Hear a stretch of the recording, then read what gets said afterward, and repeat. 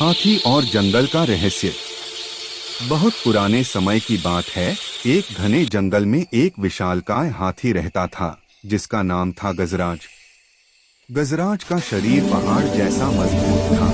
उसके कान पंखों की तरह बड़े थे, जो हवा में फड़फड़ाते हुए उसे छाया देते थे। उसकी सूंड इतनी लंबी और ताकतवर थी कि वह दूर के पेड़ों से पत्तियां तोड़ सकता था, और उसके दांत चांदी के चाकू जैसे चमकते थे। लेकिन गजराज का सबसे बड़ा गुण था उसका दयालु दिल।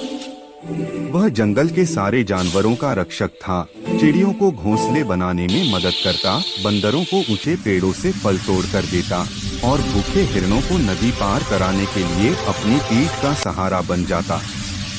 जंगल के जानवर उसे जंगल का राजा कहते थे, हालांकि असली शेर भी उसके सामने सिर झुका लेता था। एक दिन जंगल में अजीब सी अफरा तफरी मच गई। सुबह सुबह जब सूरज की पहली किरणें पेड़ों के पत्तों पर चमक रही थीं, तो एक छोटा सा खरगोश दौड़ता हुआ आया। उसकी आंखें डर से फैली हुई थीं और सांसें उखड़ी हुई थीं। गजराज, गजराज, मुसीबत आ गई, वह चिल्लाया।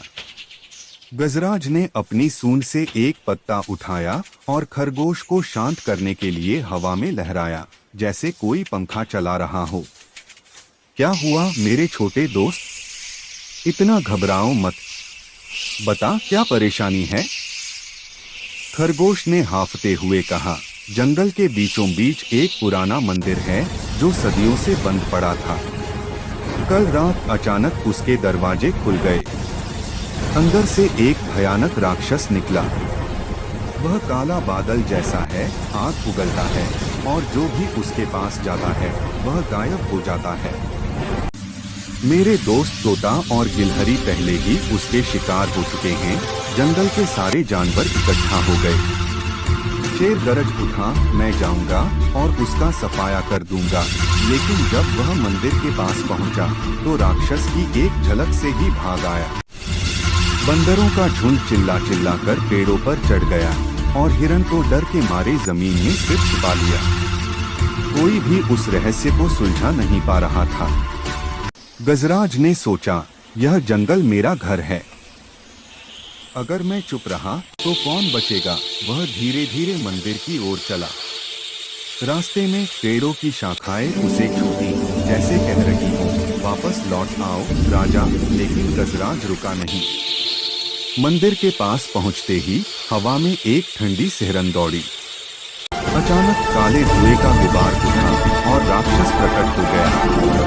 वह विशाल था, उसके सिर पर सींग, आंखें लाल चमकती हुई, और मुंह से आग की लपटें निकल रही थी। कौन है तू जो मेरी नींद खराब कर देगी? राक्षस ने पुकारा। गजराज ने अपनी सूंड ऊंची की और कहा, मैं गजराज हूँ, इस जंगल का सेवक। तू कौन है और मेरे दोस्तों को कहाँ ले गया? राक्षस हंस पड़ा, मैं राक्षस हूँ। सदियों पहले इस मंदिर में एक जादुई रत्न रखा गया था जो अमरता देता था, लेकिन मैंने उसे चुरा लिया।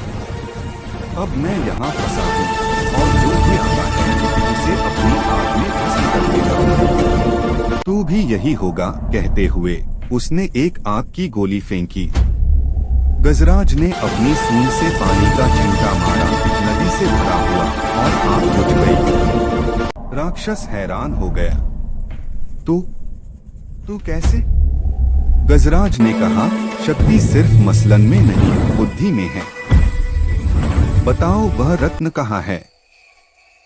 शायद हम इसे वापस रख दें तो तू आजाद हो जाए। राक्षस ने झिझकते हुए बताया कि रत्न मंदिर के गुप्त कक्ष में छिपा है, लेकिन पहुंचने के लिए 3 पहेलियां सुलझानी पड़ेंगी। पहली पहेली थी, जो बोलता नहीं लेकिन सब सुनता है।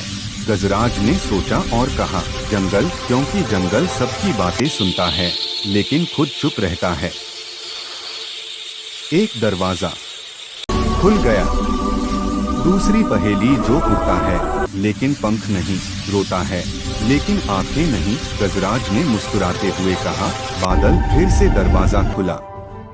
तीसरी और सबसे कठिन, मैं हूँ वह जो सबको जोड़ता हूँ, लेकिन खुद अकेला रहता हूँ, गजराज ने गहराई से सोचा।